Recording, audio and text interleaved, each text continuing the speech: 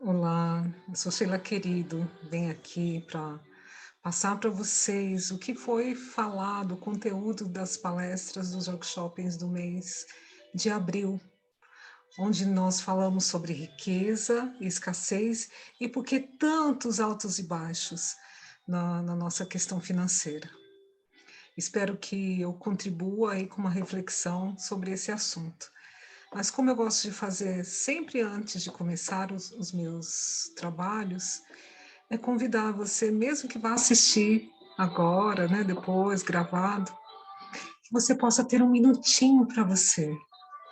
Um minutinho de paz, um minutinho de uma respiração profunda, onde você possa oferecer essa respiração como um presente para o seu corpo, como um carinho interno para os seus órgãos. Imagina ao respirar até onde, sente até onde vai a sua respiração.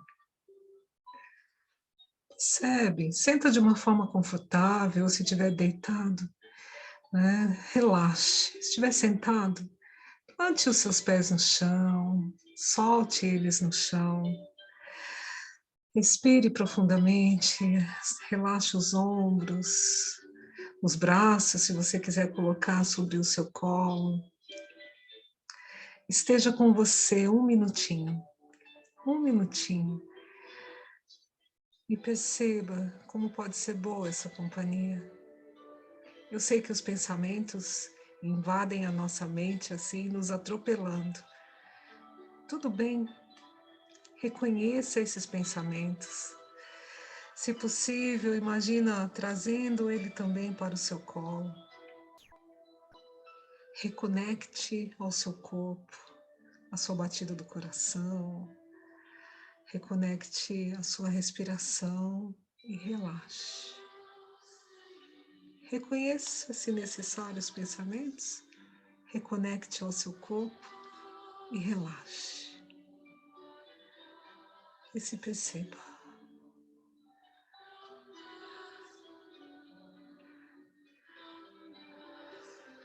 É bom, não é? Eu vou pedir para que você faça um elogio bem gostoso para você. Bem relaxante. E que te traga um conforto, um elogio que traga o reconhecimento da pessoa que você é. E da vida que você tem. E depois disso, se solte. Se quiser fazer um alongamento, esticar alguma parte do corpo, mexer, fique à vontade. Seja bem-vindo.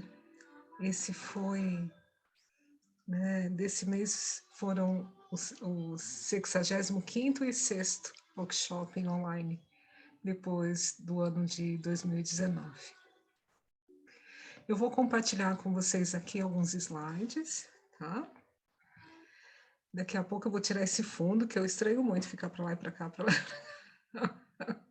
com essa sombra, mas para vocês reconhecerem, eu acho que eu já vou aproveitar e tirar já. Né? Vou escolher, vou voltar ao meu fundo natural aqui. Ai, que alívio! Mas para vocês conhecerem um pouquinho do meu logotipo, né? E também aí do Instituto. Vou me apresentar, este foi o workshop, o 65º e 6º, né? E vou me apresentar para quem não me conhece, eu sou Sheila Querido, sou psicóloga, sou consteladora familiar, sou psicóloga há 26 anos e consteladora há 10 anos. Né? Pude encontrar nesses workshops colegas que estudaram comigo, tanto na faculdade quanto também no curso de constelação. Sejam muito bem-vindos, o Instituto Sheila Querido traz ferramentas, né, para melhorar as relações humanas, para melhorar a relação com você mesmo, e sair de um estado de dor, de incômodo, né, que pode acontecer na nossa vida, e ir para um autoconhecimento, obter uma visão mais ampliada da própria vida, e particularmente uma visão sistêmica, né, sobre as questões de dificuldade ou não, e oferecer um bem-estar. Como acontecem as terapias, né? Além de atendimentos psicológicos, no Instituto Sheila Querido, você encontra atendimentos de constelação familiar sistêmica, individual e em grupo. Geralmente, nos workshops acontecem as constelações em grupo. Tem curso, né, que os próprios alunos apelidaram de transformação, não é um curso de formação, onde acontece semestralmente. Em agosto, nós abriremos uma nova turma de extensão universitária em constelação familiar para quem deseja fazer um desenvolvimento pessoal e para quem deseja ser constelador. Constelab, que é para consteladores já formados, que desejam ter mais habilidades para poder lidar com as questões aqui na internet, de como constelar na internet, os workshops e atendimentos. E no final aqui eu vou falar para você de um curso que vai acontecer na Faculdade de Medicina Baiana no próximo mês, sobre introdução à constelação familiar. Para quem não conhece constelação, né, quando cabe uma constelação? Constelação, ela pode ir para todas as questões. Hoje, cada vez mais, a gente começa a perceber a amplitude onde a constelação pode chegar e unir as forças, né, com outras terapias, com outros trabalhos, seja na clínica, seja no trabalho da empresa, na escola, no judiciário, né, sempre trazendo aí de uma forma respeitosa e onde as pessoas querem ser trabalhadas, né? Não podemos trabalhar com pessoas que não querem ser trabalhadas. Isso já é uma ética da psicologia e eu continuo exercendo isso também nos atendimentos de constelação, tá? Ele funciona individualmente, pode ser online ou presencial, as duas formas são eficazes. Algumas pessoas falam, eu não quero fazer, né? Ou até mesmo porque está cansado do online, quero fazer presencial. Pode escolher, mas nenhuma das duas técnicas serão menos eficazes ou mais eficazes. As duas trazem ao mesmo ponto e trazem as mesmas respostas, tá? Em grupo, depende muito, né, também das pessoas que estão na plateia, elas que são as pessoas que representam, né, as necessidades, as pessoas da questão que o cliente traz. São formas diferentes, mas também as duas são eficazes, né? A constelação individual é mais o cliente que vai se posicionando, se conectando com cada representante, tá bom? Enfim, vamos falar aí um pouquinho sobre riqueza e escassez? Por que será que temos essas questões? Nós podemos começar a imaginar que atrás de nós existe uma humanidade, em termos de família, em termos de sistema familiar. Então, os pais, os avós, bisavós, triavós, pentavós, tetravós, e haja avós, né? Então, vamos imaginar que em 10 gerações são mais de 10 mil pessoas. Será? É isso mesmo, né? E vamos imaginar que podemos povoar uma cidade aí de mais ou menos, né, 10 mil habitantes ou até mais, só de parentes nossos. E a gente começa a imaginar que pode ter pessoas em todos os bairros, os mais nobres, os mais simples, trabalhando em lugares nobres ou servindo de uma forma mais simples. Pode ter alguém traindo, pode ter alguém abortando, pode ter alguém preso, pode ter alguém usando drogas, pode ter alguém muito bem sucedido, alguém ganhando a loteria. Então, tudo, né, que nós vemos no mundo hoje, que a gente olha talvez com julgamento e crítica, provavelmente já tem acontecido na nossa família. E quando a gente fala de questão de riqueza e escassez, o que será que pode estar atrelado aí, essas facilidades ou dificuldades? Será que depende aí da nossa relação com a nossa infância, nossa mãe, nosso pai, lealdade familiar ou as nossas culturas e crenças? Às vezes está atrelada a todas elas, às vezes está atrelada só a uma questão, né? Só uma mãe, ou só uma lealdade familiar, ou só as crenças. Vamos conversar um pouquinho mais sobre isso. Vou perguntar para você que está olhando aí agora. Quando você vê essa palavra riqueza, o que você sente em você? Te traz alegria? te traz uma sensação de distância ou de aproximação? Vem um querer ou vem algo que fala, talvez nessa vida não saberei o que é isso? Perceba aí em você como fica o seu corpo quando você traz ou quando você vê essa palavra riqueza. Porque às vezes a gente não percebe, né? Que lembrança vem? Vem a sua própria lembrança ou vem lembrança de outras pessoas? E quando você lembra, que sentimento te acomete? É de alegria, de raiva, de tristeza, de esperança, de possibilidades ou impossibilidades? Ok? Fique com essa sensação. E quando você vê essa palavra escassez, como você se sente? Quais são os sentimentos que você começa a perceber no seu corpo? A palavra escassez é mais distante ou mais próxima do que a palavra riqueza? Te traz mais lembranças? Lembranças da infância, da atualidade? Tem mais a ver com você ou com outras pessoas? A gente precisa começar a perceber em nós quais os efeitos dessas palavras. É algo que eu nunca vivi, eu não sei o que é, ou eu já sei o que é e vivi em algum momento.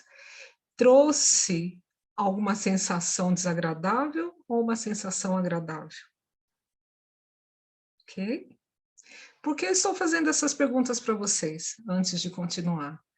Porque muitas vezes o caminho para a gente lidar melhor com a riqueza ou com a escassez é poder tomar consciência de como é a nossa relação com a prosperidade e a escassez. Né? Às vezes a gente não percebe, às vezes vem uma lembrança de um período da vida. Né? Em um dos workshops, uma pessoa falou que teve um insight, porque ela, quando olhou aqui para a palavra riqueza, ela lembrou que na família dela, o padrasto era muito rico e que nada faltava para ela na infância e na adolescência.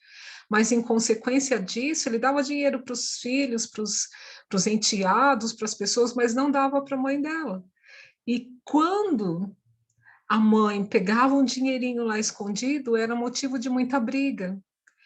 E quando ela viu a palavra riqueza, ela sentiu raiva e ela não entendeu o porquê. E quando ela teve essa lembrança, né, desse processo, desse momento da vida dela no início da adolescência, ela sacou que aquela raiva era adotada daquele processo, daquele tempo, e que não era dela, porque ela tinha o dinheiro que ela precisava. Era uma raiva associada e adotada da mãe dela, percebe?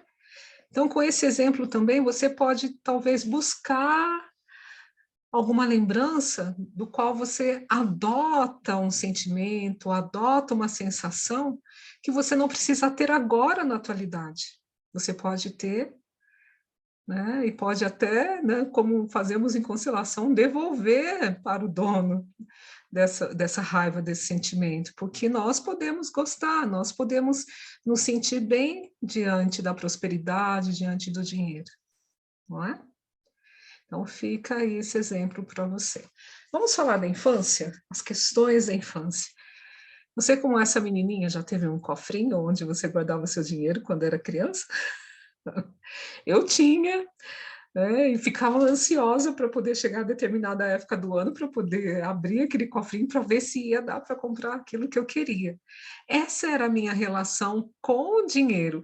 Eu lembro que a minha avó dava mesadinhas para a gente, né, para mim, para minha irmã, para os meus primos, e a gente corria, né, na venda, na época era a venda mais próxima, para poder comprar bala, guloseimas, doces, chocolate, coisas que a gente só comia uma vez no mês, né? E eu nem parava para pensar que meu pai trabalhava, porque tinha que pagar conta de luz, água, imposto, essas coisas todas, né? Eu sei que o dinheiro comprava algumas coisas, custeava alguns passeios, né? Mas eu não tinha noção da demanda que um adulto tinha para poder manter a vida, né, com qualidade, pelo menos cuidando das necessidades mais básicas. Então, qual foi a sua realidade financeira na infância? Como que você olhava para o dinheiro? Que sentimento que você tinha quando você começou a ter contato com o dinheiro, lá na sua idade mais tenra, como era a sua relação, né? Como era a relação da sua criança com o dinheiro? Eu falei para vocês, eu ficava muito feliz quando eu ganhava as minhas mesadinhas, né? Fosse da minha avó, do meu pai, da minha mãe, era uma alegria, né? E eu só pensava em gastar aquilo logo para poder satisfazer a minha vontade, o meu prazer, que era ou comprar algo para comer ou para comprar algum brinquedo, algo que cabia a mim, né?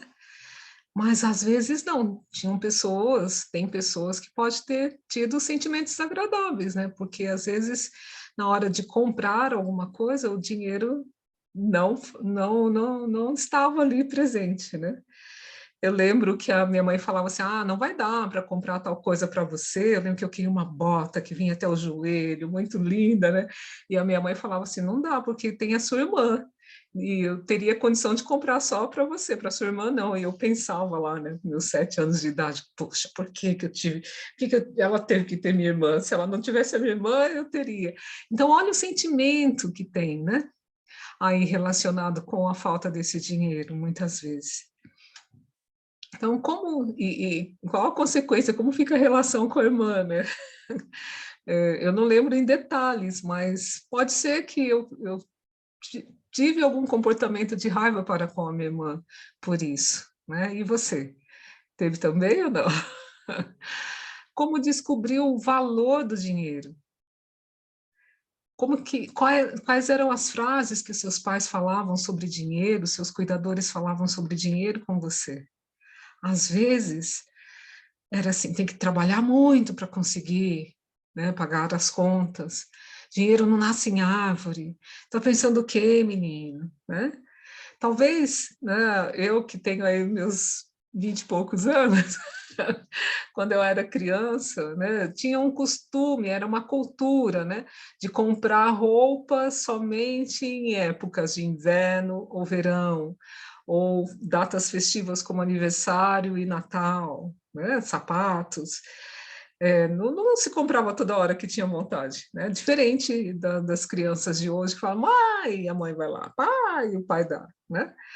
Então pode ser bem diferente. E isso não significa que tenham agora consciência do valor do dinheiro, né? Então, às vezes, a nossa relação com o dinheiro é de que ele faltava mesmo, né? Puxa, eu quero isso agora e não posso porque vou ter que esperar até o Natal para ter o que eu quero. Era uma espera boa, a gente sabe disso, né? Contribuir com as crianças para lidar com frustração é algo digno para a vida, mas por outro lado causava vários sentimentos agradáveis, né? Então, como era a relação, né, da sua família quanto ao dinheiro, as realizações, as prosperidades? Eles falavam, eles ficavam felizes quando conquistavam algo? Ou a gente lidou e conviveu mais com a falta do que com o que tinha? Você, quando lembra da sua infância, você está mais ligado ao que você recebeu, do que você tinha, ou daquilo que faltou? E quando eu falo de escassez, né, não é só escassez de dinheiro, né? Às vezes olha assim e fala, minha mãe foi mais amorosa com meu irmão do que comigo. É olhar para a escassez. O meu vizinho viajava mais do que a gente. É olhar para a escassez, né? Quando reclama de alguma coisa, é olhar para a escassez. Então, é necessário, né, saber como que lida com isso, né? Como que eu trago em mim essa riqueza, essa prosperidade e essa escassez, né? Porque às vezes ela fica lá escondidinha e quando tem algo na nossa vida adulta hoje, dispara aquele botãozinho lá, poxa, puxa, eu não posso ter isso, que sacanagem, né? Meu emprego, que eu não consegui aquela promoção, e fica mais na dor do que na solução. Vamos lá, será que as crianças, elas têm maturidade para lidar com dinheiro? Como podemos identificar comportamentos da infância em nós adultos? Hein? O que vocês acham? Vai pensando aí.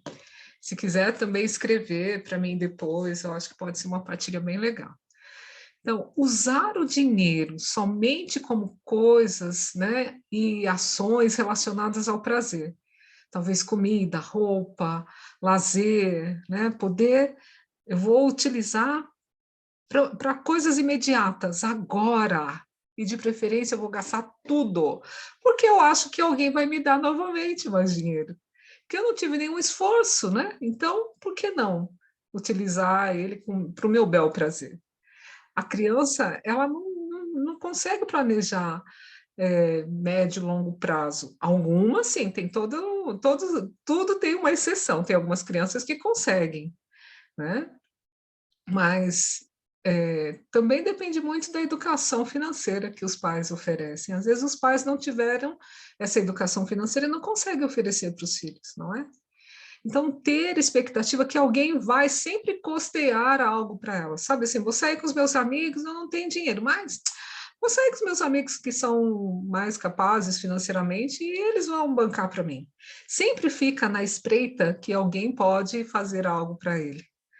Já viram adultos assim? Né? Às vezes, né, fica lá só esperando o bem bom. Então, e uma dificuldade imensa de administrar o dinheiro, né? Não consegue equilibrar isso, equilibrar, receber, fazer as contas, né? Nós, brasileiros, principalmente, a gente tem uma mania, né, do mês acabar antes do salário, não é isso? Então, esta pode ser uma criança que se posicionou como vítima, muitas vezes, né? Nas questões lá da infância. Lembrando, né, eu gosto muito quando o Bert Helling fala isso, porque ele fala, criança não trabalha, criança brinca de trabalhar. Tem até esse livro aqui, né? Êxito na vida e êxito na profissão, né, que Bert Helling traz. Ele cita isso, né? Que as crianças brincam de trabalhar, as crianças não trabalham, as crianças brincam de namorar, as crianças não namoram, né? As crianças brincam de prosperar, mas elas não prosperam por si próprias, elas dependem de alguém para prosperar. Ela não tem essa prospecção de ir lá e criar estratégias para poder realizar, né? Esses esforços para isso. É só um adulto que consegue, não é? Às vezes vai passando na mente da gente, né? Pessoas adultas. Agora tem um outro tipo de criança, outra necessidade da infância, que é a criança salvadora, vocês já viram? Nós temos uma dificuldade grande de pertencimento. A gente quer ser aceito a qualquer custo dentro de um sistema familiar. Então, muitas vezes a gente percebe que se contribuirmos com a saúde do outro, com o bem-estar, com o prazer do outro, isso vai me fazer pertencer. E quando eu me sinto pertencente, quando a minha estratégia de pertencer funcionou, eu continuo repetindo essa estratégia para não perder o meu lugar especial dentro do sistema. E não só sistema familiar, eu trabalho com para crianças, né, num programa de saúde, promoção de saúde mental, e a gente percebe que as crianças vão tendo um jogo, né, para poder pertencer lá dentro da escola, os adolescentes dentro de um grupo, né, a maneira de vestir, a maneira de falar, às vezes até passam por aprovações só para provar que eles conseguem pertencer àquele grupo, que eles são dignos de pertencer. E a nossa dor maior é não pertencer ao nosso sistema familiar. Imagina olhar para a mãe e para o pai e falar, nossa, eles talvez não me amem.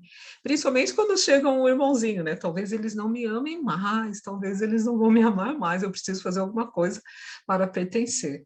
Então, quando, né, essa pessoa na vida adulta, ou até mesmo já lá na infância, ganhava um dinheiro ou ganha um dinheiro, ela se sente útil solucionando problemas de outras pessoas, né? Empresta dinheiro fácil, é a patrocinadora dos negócios, né? Não importa se ela vai ficar lá na coxia e as pessoas estarão no palco se divertindo, se as pessoas estão bem e vão lembrar que eu existo, tá tudo certo, né? começam a identificar também algumas pessoas, né, uma necessidade muito grande. Eu faço qualquer negócio para poder fazer parte da sua vida, né? Lógico que com o tempo isso vai ficando prejudicial, desgastante, né? E aí a necessidade de mudar o padrão exercido, ok? Algumas questões culturais e de lealdade familiar. A lealdade é algo arcaico que existe nos sistemas familiares, que muitas vezes exige dos descendentes comportamentos parecidos com o lá do passado, lá dos ancestrais, que muitas vezes lá atrás deu muito certo, mas que hoje não precisa mais, e precisa ressignificar isso.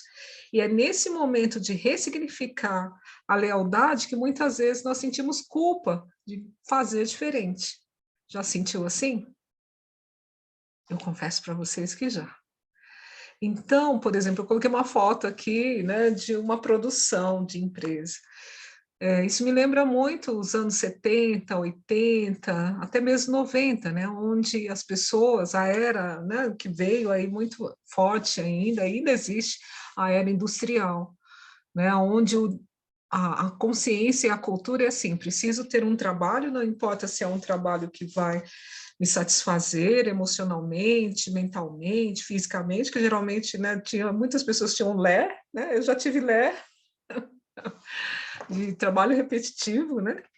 Não importa, o importante é ganhar um dinheiro onde eu consiga prover a minha família, contribuir com a minha família e conquistar algumas coisas, ter uma casa, ter um carro, fazer uma viagem. E isso é ok. Ótimo, isso é melhor do que os antepassados deles. Só que hoje, né, a gente está entrando numa era de empreendedorismo, uma era mais relacional, onde a gente pode prospectar outros tipos de trabalho e pode chocar, né? E às vezes a gente carrega essa crença que eu não posso ser mais próspero e mais feliz do que a minha família já foi, do que os meus pais foram, do que os meus irmãos são, né? Porque ali parece que foi sempre assim. Então, se eu começo a fazer um pouco diferente, parece que eu vou perder esse pertencimento. Isso me dá medo, porque essa relação começa a me dar culpa, porque as pessoas começam a me olhar de uma maneira que, olha, você está tentando uma coisa nova e acho que não vai dar certo, é melhor você continuar fazendo o que nós fizemos, porque isso deu certo. E aí vem, né, uma culpa e uma briga com essa, né? Se eu continuo igual a eles, tudo bem, eu continuo na minha inocência. Se eu tento fazer um pouco diferente, eu começo a ter essa culpa. Eu posso até me sentir solitária diante do meu sistema familiar, e isso é um desafio imenso, né? Muito grande. Ok? Ah, tá. Só vim conferir para ver se estava gravando mesmo. Então, muitas vezes, ter um bom crédito na vida pode deixar um grande débito para com a família. Tá certo que quando eles verem que deu tudo certo, que você está mais próspero, isso, né? Quem ama você de verdade vai olhar e falar: olha, ele arriscou, não é que deu certo? Pode até começar a suscitar nos outros essa vontade de fazer como você faz. Mas até chegar nesse ponto, pode ser que tenha algumas interferências desafiadoras na relação com a família, não é? Falando em situações desafiadoras, né, quando a gente faz isso, essa transformação faz diferente de uma maneira amorosa e respeitando tudo como foi e a maneira que os nossos pais, nossos antepassados fizeram para poder evoluir e preservar a vida, ok, isso não interfere as leis de relacionamentos que a gente conhece no sistema familiar. Mas se a gente passa a ser arrogante, se a gente olha para trás e fala, vocês fizeram só isso, não é dessa forma, eu vou ensinar vocês a como ser próspero, como ganhar dinheiro, como fazer algo, e isso interfere nas leis dos relacionamentos, que o Bert Helling descobriu de tanto facilitar conciliações para as pessoas, que a primeira lei é do pertencimento. Né? Quando eu começo a criticar e julgar as formas das outras pessoas que vieram antes de mim, como elas fizeram para viver, eu estou excluindo a maneira e as pessoas. E isso tira do pertencimento. Quando alguém quando a gente pensa que é uma ilusão a gente achar que está excluindo alguém. Quando a gente pensa que está excluindo alguém do sistema familiar, isso gera um complicador na nossa saúde, um peso maior para os descendentes, e fica uma herança maior aí de, além de evoluir naturalmente, de ter, de arrematar, de ter, de consertar, né? Essa má-valia que a gente faz de quem veio antes, né? A gente precisa alguém validar, e geralmente, quando fica essa responsabilidade para os descendentes, gera um peso no viver deles, porque além deles tomarem o lugar deles, eles vão precisar ainda olhar e aprender a olhar com amor para nós que não quisemos incluir alguém do sistema porque fez do seu jeito, e incluir quem fez. Não é um trabalhão, gente? Não é melhor a gente reconciliar e concordar com as pessoas e tomar a força do nosso lugar e seguir, para que a gente melhore aí para quem vem depois? Também a gente fere a questão da hierarquia, né? A gente se sente melhor e maior de quem veio antes, e isso é engano também. Quando a gente coloca essas pessoas como menores do que nós, né, em todos os sentidos, às vezes é na arrogância e às vezes é naquele amor piedoso que você acredita que precisa ter para com as pessoas, né? E aquele amor piedoso, muitas vezes, ele, ele machuca, né? Ele diminui o outro. É como se você é incapaz de cuidar da sua vida e deixa que eu cuido para você. Geram aí dois pesos também, né? E para isso a gente sai do nosso lugar e vai para um lugar que não é nosso. O nosso lugar fica vazio e enfraquecendo, né? Nosso lugar, a nossa vida precisa ser do lugar onde estamos. Se somos filhos, precisamos ficar no lugar de filhos. Se somos irmãos mais velhos, precisamos ficar no lugar de irmão mais velho. Se somos caçula, precisamos ficar no lugar do caçula. Quando cada um sai para poder cuidar do outro, como se fosse o outro, aquele lugar seu fica enfraquecido, né? E aí você pode perder força para conseguir o que você deseja na sua vida. Não é prejudicial também? E a outra questão, a outra lei é do equilíbrio, né? Se eu começo a querer oferecer mais para o outro, acreditando que ele não tem capacidade de se manter, né? Isso também enfraquece o outro, enfraquece você, enfraquece a relação, seja do cônjuge, irmãos, patrões e empregados. A única relação que a gente recebe, e essa relação não quebra, é dos pais para conosco, né? Mas uma hora a gente tem que se tocar também, né? Se nós viemos para a vida adulta, a gente precisa também se colocar aí e falar, opa, recebi muito, pai, agora recebi muito, mãe, agora deixa comigo, que já sou um adulto e consigo cuidar, né, administrar o que vocês investiram em mim, tá? Voltando lá. Tudo bem? Nada de mal, né? E outra coisa, se a gente fica olhando para o passado, gente, e se queixando, então, parece que o carro emperra, né? Imagina você olhando para o passado dirigindo um carro. O que pode acontecer, não é? Então, se a vida está em você, é para você tomar o seu lugar, tomar a força e o conhecimento desse mundaréu de gente que veio antes da gente. Se teve lá algumas questões que você não concorda lá de olhar e falar, nossa, isso foi ruim, o que eu aprendo com isso para que eu possa evitar e melhorar isso em mim? Lembrando que nós somos frações, nós somos fractais de todos eles, né? Geneticamente, 50% é pai, 50% é mãe, e energeticamente também. E, né, atrás desse pai tem os pais deles, tem os avós, tem todos, e todos estão, de alguma forma, acoplados em nós. Se a gente briga com eles lá atrás, a gente está brigando com a gente aqui.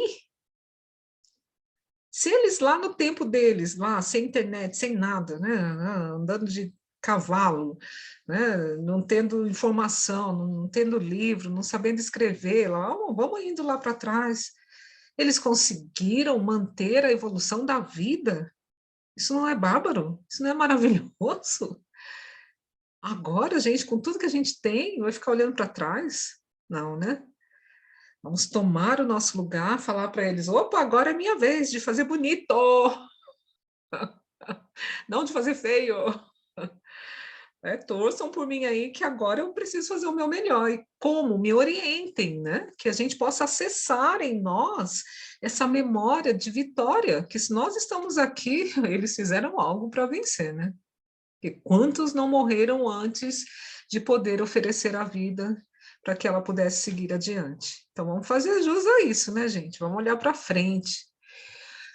Falando em olhar para frente, será que a nossa questão de riqueza e escassez pode estar também relacionado com o nosso pai? O que vocês acham? O que você acha? Sim, né? Olha esse menininho não ouvindo nada, achando o pai um babaca. Então, quando a gente tem uma indiferença para com o nosso pai, quando a gente exclui, eu gosto do meu pai, mas eu odeio o jeito dele. Eu gosto do meu pai, mas eu não perdoo, não tem nada no mundo que me faça eu perdoar tal coisa que ele fez na vida dele, para comigo ou para com outras pessoas. Ai, parece que ele me deu muito pouco, ele podia ter me dado muito mais. Quando a gente entra nessa vertente para com os nossos pais, algo na nossa vida fica também assim indigesto, né? Quais são os resultados disso na nossa vida adulta? Nós podemos ter problemas com a chefia, que representa, né, a paternidade, o poder maior dentro de uma empresa.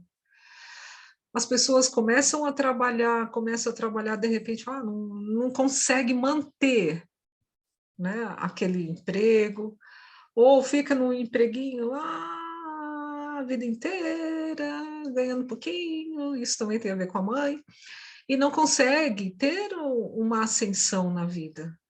Né? Por quê, gente? Nós precisamos, o pai pode ter sumido depois da concepção, ele fez o que ele precisava fazer para que nós nos tornássemos reais, né? Para que eu me tornasse real e vocês se tornassem reais, ok? Ele deixou a gente, soltou a gente, impulsionou a gente para ir para um lugar onde a gente pudesse se tornar real, que é o útero da mãe. E se ele for um pai que quer saber se deu certo isso ou não, a gente encontra com ele depois do nascimento. E se a gente não encontrar com esse pai nunca mais na vida, nós estaremos aqui perfeitos, prontos para poder fazer a nossa história. Principalmente se tem pessoas que podem cuidar de nós depois do nosso nascimento, entende?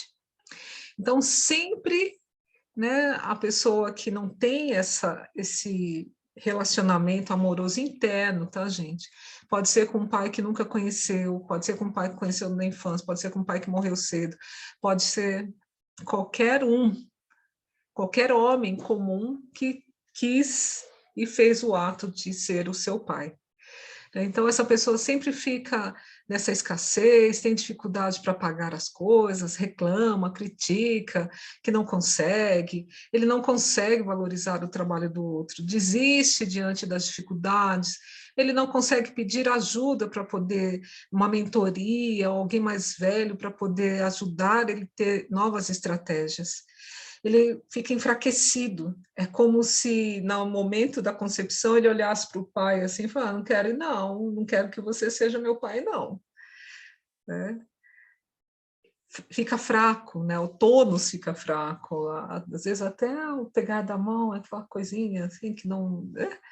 É falta de pai, é falta de agradecer esse impulso que o pai ofereceu, né? Também quebra as hierarquias aí, quebra o pertencimento, né? Tá tirando o pai do escanteio. Quando você tira o seu pai, né, da sua vida, é como se você estivesse tirando a metade de você junto. Dá para você viver só com uma metade de você? Não, né? Percebe? Se eu excluo meu pai de mim, metade de mim está sendo excluída também. Pense nisso. Então, somente através do Pai é que ganhamos o impulso da vida para nos tornarmos reais, para realizar, beleza? É a mesma parte que a gente tem lá na nossa vivência, É a mesma, no nosso nascimento, na nossa concepção, é a ligação que a gente tem de força na vida com esse pai. Okay? Não é o carinho que ele deu, não é a atenção que ele deu, o estudo que ele pagou, não é isso, a pensão que ele deu, não é isso que vai te fazer uma pessoa melhor ou não. O que vai te fazer uma pessoa melhor, vai melhorar, né? Mas o que vai te fazer uma pessoa melhor é você tomar a força desse pai em você. Aí você será forte também, ok? E falando nisso, e a mãe? Olha só, gente, eu gostei muito dessa foto, apesar de ter uma marca d'água ali, o mapa mundi na barriga de uma mulher grávida. Porque eu acredito, né, que a relação com a mãe é a primeira oportunidade que a gente tem de ter uma relação com o mundo. Nós, enquanto estávamos lá como, a princípio, duas célulazinhas, ela foi compondo a gente com seus nutrientes e fazendo o milagre de transformar duas células em um ser humano. Percebeu o milagre disso? Percebeu a grandeza desse existir? Né? Ele é nela que nós nos tornamos reais, é nela que nós nos tornamos alguém, né? É nela que foi colocado tudo em nós. É nela que a gente tomou a força ao sair desse ventre de poder fazer parte do mundo. Nós já fazíamos lá dentro, né? Mas nos preparar para essa relação com o mundo. E se nós temos uma rusga, uma dificuldade para relacionar com esta mãe mundo, nós teremos dificuldade de relacionar com o mundo aqui fora. Se nós, imagina você lá dentro, né, e ouvindo a voz da mamãe, o batimento cardíaco dela, já viu aquelas filmagens que às vezes a mãe morre e tem a gravação do coração que foi doado para outra pessoa e a criança chorando quando escuta aquele coração, ela reconhece, né, essa sensibilidade. Então, essa ligação com essa mãe, imagina você lá dentro, ouvindo a mãe, o batimento cardíaco dela e falando, eu não quero nascer da barriga dessa mulher. Essa mulher fala muito alto, grita. Ah, essa mulher não me quer, essa mulher quer. Gente, tudo isso é muito pequeno. Quem é essa mulher? Né? Como será essa relação? Ou se não terá essa relação depois do nascimento? Diante da vida e a capacidade que nós temos, né, que não foi só uma nutrição biológica, foi uma nutrição energética, foi uma nutrição vital, né, espiritual. Nós temos uma ligação muito forte com a nossa avó materna, e biologicamente a gente herda todas as emoções quando a nossa mãe é concebida. Olha que coisa mágica, né? Então, eu imagino se a gente se conecta com a emoção da nossa avó materna, quantas outras coisas a gente não está conectado dentro do nosso sistema familiar que ainda não dá para provar isso. Então, não é só células, não é só tecido, né, pele, não é só isso que nos compõe nesse universo lá dentro da nossa mãe. E se a gente briga com essa mulher aqui fora, que resultado a gente pode ter na vida adulta? Né? A gente vai ter. Porque o dinheiro, ele vem muito ligado ao sustento da vida, o sustento que a mãe tinha lá, a gente não pagava nada lá. E aqui o que vai nos sustentar é a vida financeira, não é? Então, a dependência financeira continua, né? Como se eu precisasse ainda ficar sendo nutrida pela minha mãe, como se eu não tivesse sido nutrida suficiente. Eu fico olhando para o que faltou e para nós lá dentro não faltou nadinha, mesmo se essa mãe fosse desnutrida, mesmo se ela tivesse uma doença grave, mesmo se ela passou por alguma cirurgia, entende? O que faltou para ela não faltou para nós, senão a gente teria nascido com alguma dificuldade aí, né? Física, biológica, psicológica, neurológica, não é? E mesmo quem nasceu assim, pode viver. E é essa vida que é o bem mais precioso para a gente.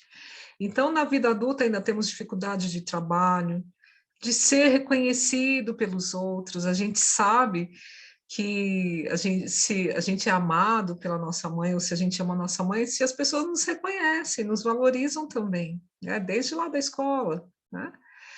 Então, as pessoas ficam devendo muito para outras pessoas, fica pedindo desconto, não valoriza o trabalho dos outros, né? Sempre acha que é fácil. Ah, isso é fácil de fazer, né? Sempre menospreza, porque se menospreza e menospreza a mãe. Quebra também a hierarquia, pertencimento, equilíbrio das leis de relacionamento. E se a gente quebra isso com a pessoa que mais cuidou de nós, que cuidou de todas as nossas células para que nos tornássemos reais, como que vai ser o relacionamento com as outras pessoas? A minha avó, que eu acho que era amiga do Brett Helling, falava: se você for namorar, pergunte como o rapaz trata a mãe dele, que dependendo do jeito que ele trata a mãe, ele vai tratar você, não é? Então, fica a dica da minha avó Maria do Carmo para vocês. Então, eu gosto muito dessa frase do Brett Helling: o mundo trata você do jeito que você trata a sua mãe. Primeira vez que eu vi isso, quase caí da cadeira. O mundo trata você do jeito que você trata a sua mãe.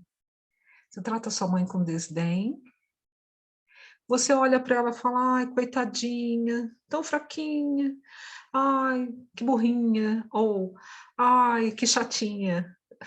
Cuidado! Trata com amor, mas leal, olha para ela e olha para dentro dela, lá na janela do corpo dela, né?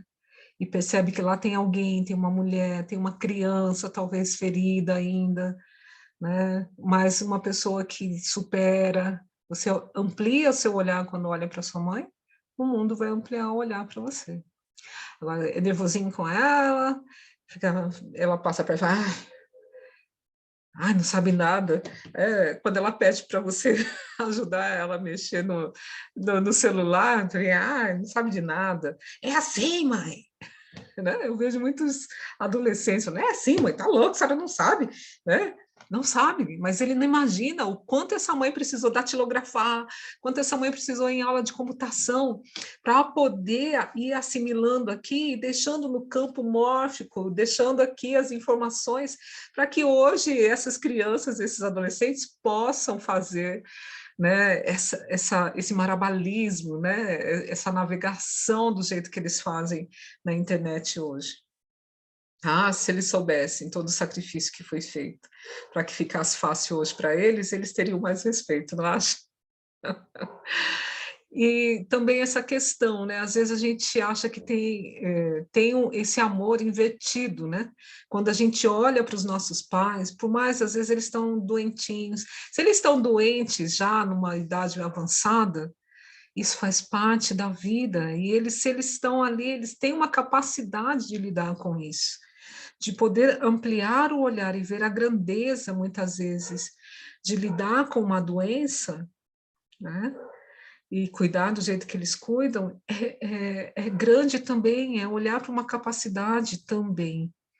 Então, dependendo se a gente tem vontade de carregar a nossa mãe, nosso pai nas nossas costas, né? O resto das coisas que a gente precisa fazer vai ficar pesado também, porque você já está carregando alguém muito grande, muito poderoso. Então, se você tem essa mania de ficar olhando, né, para o que é pesado no seu pai e na sua mãe, imagina que tem uma fresta para você olhar o quanto eles foram poderosos ao dizer sim para a sua vida, ao permitir que você nascesse. Ao menos a mãe tem mais essa escolha, né? Então, se ela permitiu, apesar de tudo na vida dela, de todos os pesos, todas, né, as informações que ela não soube lidar, dizer sim para a sua vida, diga sim para sua mãe. E o mundo vai dizer sim para você, simples assim. Experimente. Eu desafio você a fazer isso. Então, adultecer, né, não é algo tão fácil assim, né, gente? Adultecer, né, é quando a gente começa a ter consciência que a gente pode promover as nossas próprias realizações. E para isso a gente precisa tornar real as nossas ações. A gente precisa perceber o poder, né? de estar nesse corpo, de estar nessa vida e poder avançar, evoluir, né? Então, é o adulto que faz algo bom, produtivo e abundante. Ter consciência de onde é o seu lugar dentro do sistema familiar ajuda você a ter um lugar na sua vida, uma recolocação na sua vida. Eu vou abrir um parênteses aqui, né? Eu até fiz um vídeo, comentei sobre uma constelação que eu facilitei hoje. A pessoa era a segunda filha, teve um irmão Natimoto, que morreu meses antes dela ser concebida. A família olha para ela e fala que ela é a única filha, você é a única filha, a única filha. Ela começa a ter uma falta muito grande que começa a oferecer para ela uma indisponibilidade para estudar, para trabalhar, né? Uma falta que dói lá dentro do peito, angustiante. Quando ela vem para a constelação, ela olha para aquilo para o representante que representava a falta, né, essa ausência, ela sente que era alguém da mesma direção, da mesma altura que ela, da mesma geração, né? E quando ela olha assim, percebe no seu corpo, ela fala, puxa, eu tive um irmão que não nasceu, né, antes de mim. Quando ela falou aquilo, parece que a constelação iluminou, né? De poder ela reatar, reconciliar, reconhecer que aquele irmão tem a sua importância, né, para não ficar numa relação energética simbiótica, ela consegue tomar o lugar dela. E quando ela toma o lugar dela, e os pais, os representantes dos pais podem falar, você é a nossa segunda filha, não é a primeira. Eles abrem para ela a possibilidade de ser somente ela, não tem obrigação duplicada, não tem que fazer por dois, não tem que sustentar, e não tem que tamponar essa dor dos pais, sendo uma ótima, excelente filha, né? Percebem? Quando se toma, só um adulto também consegue tomar esse lugar que é seu e fazer desse lugar um pódio, né? Fazer desse lugar um palco para poder iluminar, se iluminar, iluminar a vida. Então, ter essa consciência do seu lugar, reconhecer o seu próprio valor é coisa de adulto, né? Criança, né, vai ficar brigando com sentimentos, vai tentar se colocar de uma forma mais impulsiva, né? Aqui não, é mais consciente. O valor do outro também, sabe quanto custa um trabalho, sabe negociar, né? Ele negocia, ele amplia as estratégias, ele aceita os desafios, isso faz borbulhar o sangue dele, né? Para uma melhoria. Os conflitos, muitas vezes, é para ampliar, não é para ficar lá no chororô, olha só o que fazem comigo. Quem faz isso são as crianças. E as crianças que não têm, né? Um estudo, hoje eu trabalho para crianças de saúde emocional, crianças de 7 anos sabendo negociar e pedir respeito, né? Então, né, o duro é que tem muitos adultos ainda nesse processo, e é isso que eu quero chamar a atenção aqui, tá? Quando o adulto, né, pode ir ao encontro do dinheiro? Quando ele adultece, né? Quando ele percebe qual é a energia do dinheiro. E o que a gente faz com o dinheiro, gente? Às vezes a gente usa o dinheiro, né? Vou pagar tal coisa. Hoje nem é o dinheiro em espécie, né? É Pix, é cartão de crédito, né? A gente vai utilizando e a gente esquece que é algo que tem uma energia milenar. Né? A gente esquece, a gente tenta, né, falar, dinheiro fez, né, a pessoa que tinha dinheiro fez mal, a pessoa que tinha dinheiro fez mal, não foi o dinheiro ele existe para servir a humanidade, né, para deixar a humanidade melhor, e a gente esquece disso. Né? Ele vem, né, não só para meu bel prazer, ele vem, ele quer ser a gente pode olhar para ele como um companheiro de vida, de vidas, de séculos, de gerações, né? Então, como é que a gente tem tratado esse dinheiro? Às vezes a gente escraviza o dinheiro, a gente esnoba o dinheiro, às vezes a gente não dá o mérito para que, né? A gente não olha como uma energia poderosa e positiva. A gente olha, né? Então, aqui, né? Então, qual é a nossa responsabilidade, né? Quanto à prosperidade, quanto ao nosso trabalho, quanto ao dinheiro. Quem sabe, né? A gente poder ter uma evolução horizontal para a nossa família, vertical, né? Que se eu melhoro aqui agora no meu lugar, o meu sistema atrás de mim, a minha ancestralidade também, né, melhora, e os meus descendentes ficam mais leves para continuar a minha evolução, o meu desenvolvimento de uma maneira mais leve. Eles vão poder ampliar muito mais, serem mais felizes, conquistarem mais coisas, né? Coisas e pessoas, terem outras ideias, que é uma evolução natural. Abrir mão, né, da gente se vitimizar ou ficar salvando os familiares, cada um tem suas escolhas.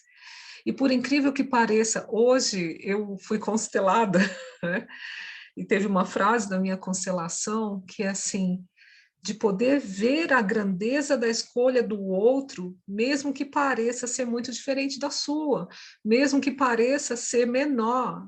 Ele faz a escolha necessária para a vida dele, para a evolução dele. A gente não precisa ir lá salvar. Às vezes, querer salvar um familiar é prejudicá-lo, é não permitir que ele faça a evolução que ele está escolhendo, que ele escolheu, né? Quando a gente salva muito o outro, né, vamos pegar exemplos, né, de pais que às vezes os filhos adolescentes ou jovens fazem aquelas atrocidades no trânsito ou com pessoas, ele vai lá e paga e não deixa aquele filho sentir as consequências daquele ato dele. Ele está evitando evitando a evolução, e ele vai provocar outra coisa pior, para ver se, é como se falasse, me deixe pagar o que eu tenho feito, né, de prejuízo na vida das pessoas, e aí vem alguém falar, não, você não precisa pagar, não, até que ele comete alguma coisa contra ele mesmo, né? O pagamento fica muito pior aí. Então, ser honesto, né, na relação com o dinheiro. Você está sendo honesto com o seu dinheiro? Tem honestidade aí, né? Ou você está mentindo para você e para o dinheiro? Ou você está fazendo coisas com dinheiro que você acredita que não seria necessário, né? Não está valorizando, conquistando, né? Também o dinheiro, né, quer estar ao lado de pessoas que fazem boas coisas com ele, ele quer servir a vida, né? Se algo estiver pesado na sua vida, seja na questão financeira, seja em outras questões, a, a constelação sistêmica, né, a visão sistêmica convida você para olhar, será que esse peso é seu mesmo ou você está carregando isso em nome do sistema familiar ou de alguém? Ou porque você está parado lá na infância olhando para algo que não precisaria mais estar olhando, né? E se isso não for seu, precisamos devolver para quem é, né? Porque nós viemos aqui para evoluir de uma forma mais leve, mais feliz e próspera. Se algo está muito difícil assim, pode ser que tenha um fiozinho em nós ligado a algo que não é nosso. E descobrir isso pode ser libertador. Falando da relação com o dinheiro, né? Eu queria uma menina bem menor e um homem muito maior, né? Porque nós precisamos começar a olhar para o dinheiro, para o cartão de crédito, para a conta bancária, sabe, né? Bitcoin, sei lá o quê, né? O que mais que vão inventar aí como uma troca de energia, né? Olhar para esse dinheiro, né? Como se a gente olhasse para alguém que já serviu a humanidade há milênios. É com respeito, né, que a gente precisa olhar. Eu lembro um movimento sistêmico, inclusive eu ofereci esse movimento esse mês no workshop, em duplas, né, onde um é o dinheiro e a outra pessoa é ela mesma. E a primeira vez que eu fiz esse movimento, O dinheiro parecia que era o grande, grande ancestral, e ele bateu o cajado dele assim e falou: "Ô menina, você está pensando que eu sou quem para você me usar desse jeito?", né? Naquela hora eu arregalei os meus olhos, que já são grandes, e pensei: o que eu tenho feito com ele, né? Então eu faço essa pergunta: o que você tem feito com ele? Como está o seu tratamento para com ele? Eu gosto muito da história da senhora Maria do Carmo, que não é a minha avó, é a mãe de uma amiga, foi minha aluna também. E eu gosto muito dessa história, né, porque foi surpreendente. A filha dela nos contou que quando ela recebia o salário mínimo dela da aposentadoria, ela chegava em casa, espalhava o dinheiro em cima da cama, ajoelhava, era uma senhora muito religiosa, né, uma senhora muito religiosa. Ela colocava o dinheiro dela em cima da cama, ajoelhava e falava: "Olha, dinheiro, quantas coisas a gente já conseguiu fazer na vida. Olha que coisa legal. E quando você chega para mim, eu sei que a gente vai poder fazer boas coisas, vai poder ajudar algumas pessoas. Você é tão bem-vindo". E ela fazia uma oração de agradecimento dele estar ali, juntava tudo e guardava na Bíblia o dinheiro. Olha só que relação, já pensou ter uma relação assim? De agradecer todas as contas que você pôde pagar, os seus sonhos, os seus estudos, né? E quando nós utilizamos ele de uma boa forma, quando nós nos damos respeito para com ele, ele pode fazer grandes coisas na nossa vida e para outros também, não acha? Quantas reflexões, não é? Então essas foram as reflexões, né? Os workshops sempre acontecem às segundas-feiras, quinzenalmente, na segunda e na quarta semana de cada mês. Eu fico muito feliz quando cada pessoa vem, né? Mês de maio vou falar sobre relacionamento de mãe, de filhos, esses relacionamentos, né? Também oferecerei movimentos para isso. E compartilhar, né, trocar. Eu só não gravei todo o processo do workshop, porque as pessoas se abrem, colocam as suas questões da vida, né, e eu não acho digno ficar gravando, e o ambiente não fica tão confortável assim. Dessa vez eu preferi fazer assim para vocês, mas se quiserem participar, ficarei muito feliz com a presença. Eu vou fazer uma propaganda agora no mês de maio, dia 21. Iniciaremos a extensão universitária de princípios sistêmicos, inteligência sistêmica com base nas constelações, onde nós vamos poder se olhar, a gente vai poder constelar, a gente vai poder fazer movimentos sistêmicos para conhecer, ampliar o conhecimento que a gente precisa ter de nós mesmos e nos fortalecer para as dificuldades da vida através desses princípios. Vivenciar a cada aula, né, um princípio, uma ordem do amor, de Beth Helling, e sair de lá depois de 5 encontros, 5 sábados, à tarde, das 14 às 18 horas, quem sabe um pouco mais atento para realizações da nossa vida. É um convite aí, acessem o site da Faculdade de Medicina Baiana de Salvador e faça a sua matrícula. Vou te esperar lá e a gente vai fazer altas coisas. Não vamos para, né, a constelação aqui, mas eu deixo aí os meus contatos, né? E se você quiser falar comigo, ficarei muito feliz de poder trocar algo para com você, né, e para mim também. Um grande abraço, espero que esse tempo que você ficou aqui possa ter contribuído para algo aí para você. Deixa eu fechar aqui. Um grande beijo e até o mês que vem falando sobre outros assuntos. Dê suas dicas também de qual assunto você gostaria de ter aqui. Um grande abraço, até mais.